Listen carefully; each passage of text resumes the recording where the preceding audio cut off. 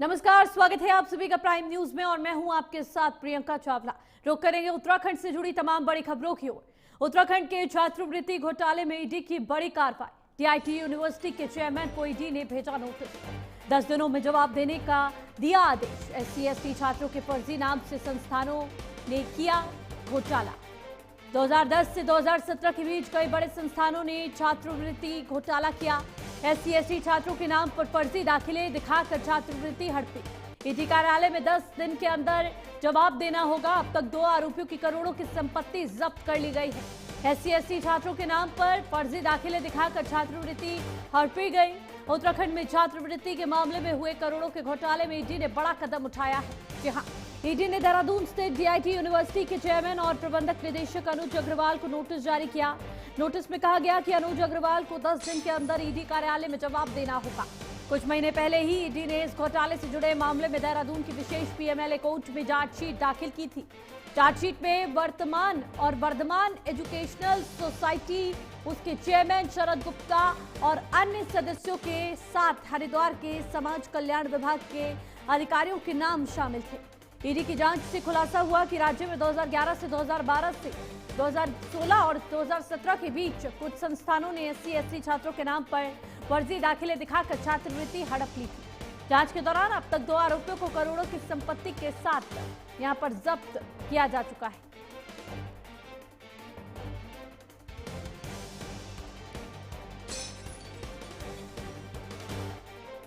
आपको बता दें, उत्तराखंड के छात्रवृत्ति घोटाले में ईडी ने बड़ी कार्रवाई की है और आपको बता दें कि आरोपियों की करोड़ों की संपत्ति अब तक जब्त की जा चुकी है। 2 आरोपियों की करोड़ों की संपत्ति जब्त की गई है। वहीं आपको बता दें, SC/ST छात्रों के नाम पर फर्जी दाखिले दिखाकर ये छात्रवृत्ति कुछ संस्थानों द्वारा हड़प ली गई थी। वहीं अब इस मामले में ईडी एक्शन मोड में नजर आ रही है और अब इस घोटाले से जुड़े मामले में लगातार एक्शन मोड में ईडी नजर आ रही है। देहरादून की विशेष PMLA कोर्ट में चार्जशीट इसको लेकर दाखिल की गई। चार्जशीट में वर्धमान एजुकेशनल सोसाइटी, उसके चेयरमैन शरद गुप्ता और अन्य सदस्यों के साथ हरिद्वार के समाज कल्याण विभाग के अधिकारियों के नाम शामिल थे। ईडी की जांच से खुलासा हुआ कि राज्य में 2011 और 2012 से 2016 और 2017 के बीच कुछ संस्थानों ने SC/ST छात्रों के नाम पर फर्जी दाखिले दिखाकर छात्रवृत्ति हड़प ली। जांच के दौरान अब तक 2 आरोपियों की करोड़ों की संपत्ति जब्त की गई है। इसी खबर पर ज्यादा जानकारी के साथ संवाददाता रजनीश देहरादून से हमारे साथ जुड़ चुके हैं। रजनीश, क्या कुछ ये पूरा मामला विस्तार से जानकारी दर्शकों के साथ साझा कीजिए। जी, मैं आपको बता दूं, ये पूरा मामला शुरुआत इसकी होती है हरिद्वार के सिडकुल थाने में FIR दर्ज की जाती है। वर्धमान एजुकेशनल ट्रस्ट है जिसके मालिक हैं संजय गुप्ता, उनके खिलाफ एक FIR दर्ज होती है सिडकुल थाने में और उसमें पता चलता है कि इन्होंने 2010 से लेकर 17 तक SC/ST के जो विद्यार्थी थे उनके फर्जी नाम पते लगाकर जो है छात्रवृत्ति का घोटाला किया गया। करोड़ों का एक घोटाला है। इसके बाद जब घोटाले की आगे पड़ताल बढ़ती तो पता चलता है कि जो DIT इंजीनियरिंग कॉलेज है, इसके जो मालिक है अनुज अग्रवाल, उनको ईडी ने नोटिस जारी किया है। उनपे भी आरोप लगे हैं कि 2010 से लेकर 17 के बीच SC/ST के जो छात्र थे इस कैटेगरी के, उन छात्रों के नाम पर फर्जी पत्र दिखाए गए, फर्जी नाम थे और जो करोड़ों की छात्रवृत्ति थी वो घोटाला का अंजाम दिया गया है, जिस पर ईडी ने 10 दिन का नोटिस दिया है। हम आपको बताएं, हम इस वक्त DIT के ठीक सामने मौजूद हैं और आपको तस्वीरों में दिखाना चाहेंगे। वो DIT वो संस्थान है, यहाँ का नामी गिरामी संस्थान है इस देहरादून का, और यहाँ पर इंजीनियरिंग कॉलेज के लिए देश दुनिया के छात्र पहुंचते हैं। ये जो आरोप है ये वाकई काफी गंभीर आरोप है। ईडी ने जो नोटिस जारी किया है और नोटिस में कहा है कि 10 दिन का आपके पास समय है, 10 दिन के अंदर आपको जवाब दाखिल करना है वरना आप पे कार्रवाई की जाएगी। आपको बताएं कि इस तरीके का जो मामला है पहले भी आता रहा, लेकिन ये एक बड़ा मामला है और कहा यह जा रहा है कि जिस तरीके से इसमें तार निकल के सामने आ रहे हैं लोगों के, तो ये पूरा नेक्सस कई राज्यों तक फैला हो सकता है। ईडी अपनी जांच कर रही है। 10 दिन का समय है। चूंकि आपको बताएं, जो प्रवर्तन निदेशालय है उन्होंने इस मामले को अपने हाथ में इसलिए लिया कि जो मनी लॉन्ड्रिंग का मामला भी इसमें निकल के सामने आ रहा है, तो जो करोड़ों की बंदरबाट और मनी लॉन्ड्रिंग, आपको बताएं कि इसके अंदर जो आरोपी बनाए गए हैं सिडकुल थाने में, जिसमें PMLA कोर्ट में चार्जशीट भी दायर हुई है, ईडी ने दायर की थी, उसमें पता ये चला था कि इन्होंने क्या किया कि कई राज्यों का ये नेक्सस है।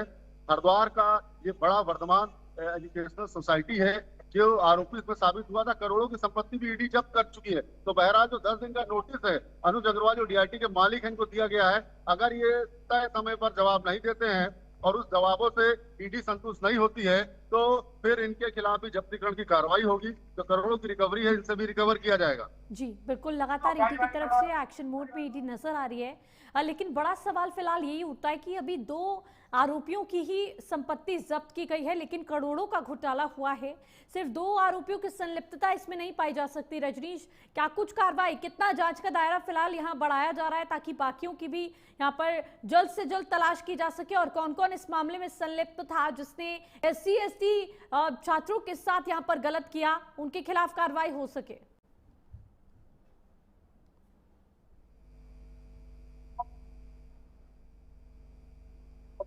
रजनीश जी आप अपना सवाल दोहरा दीजिए। जी रजनीश, मेरा सवाल ये है कि जिस तरह से ईडी की तरफ से ये कार्रवाई की जा रही है, जो भी आरोपी उनके खिलाफ, लेकिन अब आगे की क्या कार्रवाई रहने वाली है? क्योंकि 2 ही लोगों की अभी तक संपत्ति जब्त की गई है। कितना जांच का दायरा यहां पर बढ़ाया जाएगा ताकि बाकियों की भी धरपकड़ जल्द से जल्द की जा सके? देखिए मैं आपको बताऊं, जो ईडी की कार्रवाई है, ईडी ने अपनी पड़ताल शुरू कर दी है। इसके अंदर मनी लॉन्ड्रिंग से अलावा जो छात्रवृत्ति घोटाला है, इन दोनों को मर्ज करके कार्रवाई चल रही है। आपको बताएं कि समाज कल्याण विभाग के अधिकारी वो भी इस चार्जशीट में आरोपी बनाए गए थे। उनकी बंदरबाट से उन्होंने छात्रवृत्ति घोटाले को अंजाम दिया। जब जांच आगे बढ़ती है तो सन 2010 और 11 का जो सत्र था, जो एजुकेशनल टेनओवर था, और उसके बाद 17 तक, यानी कि 16-17 तक के दस्तावेज मांगे गए हैं। आपको दिखाना चाहेंगे, अपने सहयोगी से कहेंगे कि दिखाएं वो डीआईटी। आप यहाँ पे देखिए, ये डीआईटी संस्थान है, ये एक इंजीनियरिंग कॉलेज, जो नामी ग्रामी कॉलेज है, और इसके जो मालिक है अनुज अग्रवाल, इन पर गंभीर आरोप लगे हैं। ईडी ने नोटिस जारी करके पूछा है कि आखिर 10 दिन का समय दिया गया है कि आप बताएं जो छात्रवृत्ति घोटाला हुआ है उसमें क्यों ना आप पे प्रभावी कार्रवाई की जाए।